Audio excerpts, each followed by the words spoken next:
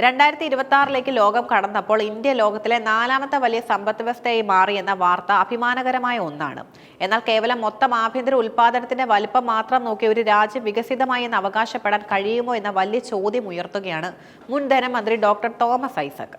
സാധാരണയായി സോഷ്യൽ മീഡിയയിലെ സംഘപരിവാർ അനുകൂലികളുടെ കമന്റുകൾക്ക് മറുപടി നൽകാറില്ലെങ്കിലും പുതുവർഷത്തിൽ കൃത്യമായ കണക്കുകൾ നിരത്തി അവർക്ക് മറുപടി നൽകാൻ അദ്ദേഹം തയ്യാറായതോടെ കേരള രാഷ്ട്രീയത്തിൽ പുതിയൊരു സംവാദം തുറക്കപ്പെട്ടിരിക്കുന്നു. ഇന്ത്യയുടെ ആഗോള റാങ്കിങ്ങും കേരളത്തിന്റെ ജീവിത നിലവാരവും തമ്മിലുള്ള താരതമ്യമാണ് ഈ ചർച്ചയുടെ കാതൽ.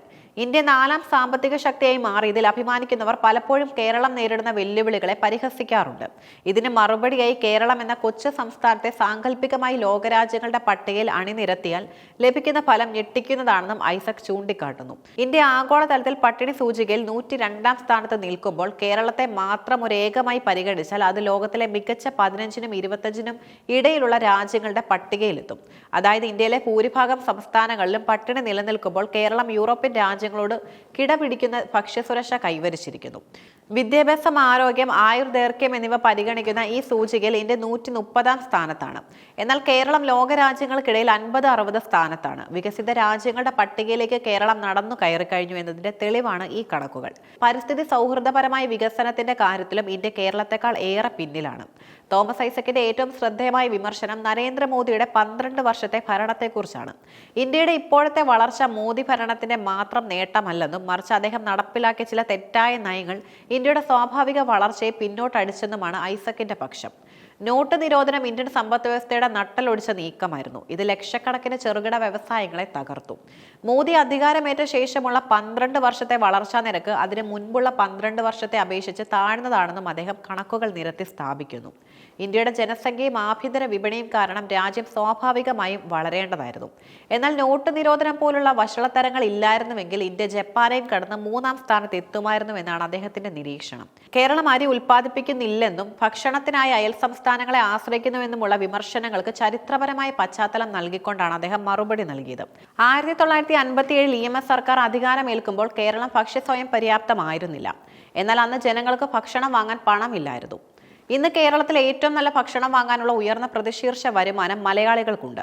കേരളം ഒരു ഉപഭോക്തൃ സംസ്ഥാനമായി മാറിയത് ഇവിടുത്തെ ജനങ്ങളുടെ ഉയർന്ന ക്രയശേഷി കാരണമാണ്. പട്ടിണിയിലായ ഒരു സംസ്ഥാനത്തിന് അയൽ സംസ്ഥാനങ്ങളിൽ നിന്ന് ഭക്ഷണം വാങ്ങി വിതരണം ചെയ്യാൻ കഴിയില്ല. കേരളത്തിന്റെ വികസനം വെറും ഗൾഫ് പണം കൊണ്ടാണെന്ന വാദത്തെയും അദ്ദേഹം വിമർശിക്കുന്നു. ഗൾഫ് വരുമാനം എങ്ങനെ ഉണ്ടായി എന്നതിലാണ് കാര്യം. കേരളത്തിലെ ഒരു സാധാരണ തൊഴിലാളിക്ക് വരെ മികച്ച വിദ്യാഭ്യാസവും ആരോഗ്യവും ലഭിക്കുന്നുണ്ട്. അതുകൊണ്ടാണ് അവർക്ക് വിദേശ രാജ്യങ്ങളിൽ പോയി മാന്യമായി ജോലി ചെയ്യാനും പണം നാട്ടിലേക്ക് അയക്കാനും സാധിക്കുന്നത്. മറ്റ് സംസ്ഥാനങ്ങളിൽ നിന്നുള്ള തൊഴിലാളികൾക്ക് ഈ വിദ്യാഭ്യാസ അടിത്തറ ഇല്ലാത്തതിനാൽ അവർ കുറഞ്ഞ വേതനത്തിന് ജോലി ചെയ്യാൻ നിർബന്ധിതരാകുന്നു.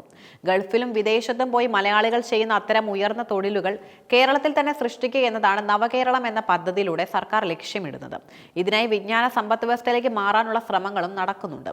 മറ്റ് സംസ്ഥാനങ്ങളുമായി മത്സരിക്കണമെങ്കിൽ കേരളത്തിന്റെ പരമ്പരാഗത വ്യവസായങ്ങളായ കയർ, കശുവണ്ടി, കൈത്തറി എന്നിവ നവീകരിക്കണമെന്നും അദ്ദേഹം സമ്മതിക്കുന്നു. എന്നാൽ ഇത് തൊഴിൽ നഷ്ടം കൂടാതെ ആധുനിക സാങ്കേതികവിദ്യ ഉപയോഗിച്ച് മാത്രം സാധ്യമാകും.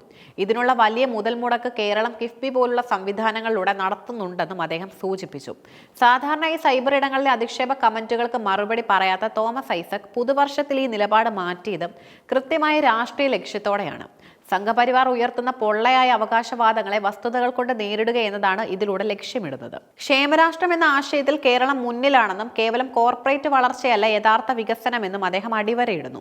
ഇന്ത്യ ആഗോള സാമ്പത്തിക ശക്തിയാകുന്നത് സന്തോഷകരമാണെങ്കിലും ആ വളർച്ചയുടെ ഗുണം പാവപ്പെട്ടവരിൽ എത്തുന്നുണ്ടോ എന്നതാണ് പ്രധാനമെന്നും തോമസ് ഐസക് ഓർമ്മിപ്പിക്കുന്നുണ്ട്. പട്ടിണി സൂചികയിലും വികസന സൂചികയിലും ഇന്ത്യ പിന്നിലായിരിക്കുന്നത് കേന്ദ്ര സർക്കാരിന്റെ പരാജയമാണ്. മറുവശത്ത് പരിമിതമായ വിഭവങ്ങൾ ഉപയോഗിച്ച് ലോക നിലവാരത്തിലുള്ള ജീവിത സൗകര്യങ്ങൾ ഒരുക്കിയ കേരളം യഥാർത്ഥ വികസനത്തിന്റെ മാതൃകയാണെന്നും അദ്ദേഹം സ്ഥാപിക്കുന്നു. മോദി സർക്കാരിന്റെ സാമ്പത്തിക പരീക്ഷണങ്ങൾ ഇന്ത്യയുടെ വളർച്ചയെ മന്ദീഭവിപ്പിച്ചില്ലായിരുന്നുവെങ്കിൽ രാജ്യം ഇതിനേക്കാൾ വലിയ നേട്ടങ്ങൾ കൈവരിക്കുമായിരുന്നുവെന്ന അദ്ദേഹത്തിന്റെ നിരീക്ഷണം വരും ദിവസങ്ങളിൽ വലിയ സാമ്പത്തിക ചർച്ചകൾക്കും വഴിമരുന്നിടും.